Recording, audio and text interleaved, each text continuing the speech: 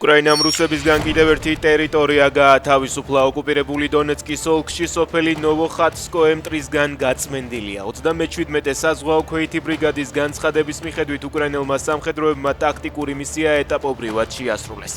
მიუხედავად იმისა, რომ ტერიტორია დანაღმული იყო და რუსული ძალებიც მუდმივ წინააღმდეგობას წევდნენ, მათ წარმატებას მიაღწიეს.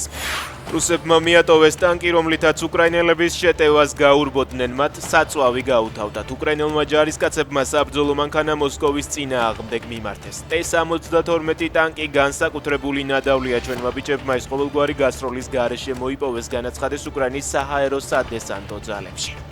ივნისში ბელარუსიდან რუსეთში საწვავის მიწოდებამ რეკორდულ დონეს მიაღწია. მიზეზი ოკუპანტ სახელმწიფოში საწვავის დეფიციტია. 2026 წლის დასაწყისიდან ბელარუსიდან რუსეთის ბაზრისთვის ბენზინის სარკინიგზო მიწოდება 20 ჯერ გაიზარდა წინა წელთან შედარებით. Starlink-ზე ნადირობა რუსეთს ჩინეთის ახალი სამიზნე ილონ მასკია. ამ სათაურით აქვეყნებს საერთაშორისო ჟურნალისტურ გამოძიებას გამოცემა The Insider.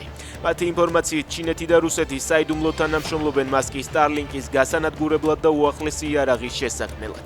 ხრისტო გროზევის, რომან დობროხოტოვისა და მაიკლ ვაისის მიერ მოპოვებული მასალებით ირკვევა ისიც, რომ ჩინელი ექსპერტები რუსეთს ეხმარებოდნენ დრონების ქარხნების მშენებლობაშიც.